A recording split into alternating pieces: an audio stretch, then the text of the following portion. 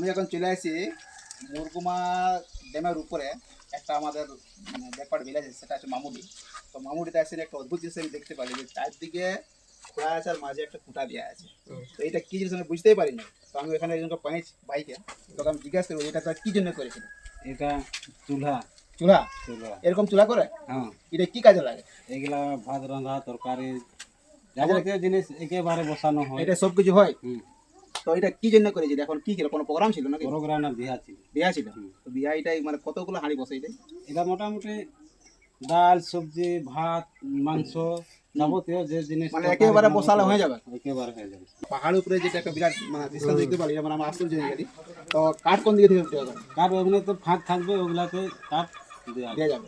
মানে একেবারে আমাদের সবে হয়ে যাবে। সবে হয়ে যাবে। মানে কুটুম যদি আসলো তাকে যদি খাবার দেওয়া হয় একেবারে তাহলে লেট হবে না, লেট হবে। একবারে বসান দিলে আর খাওয়ান দিলে। তাই এই ভিডিও দেখে হয়তো অনেকে বুঝতে পারবে যে পাহাড়ে আমাদের কীরকম হয়।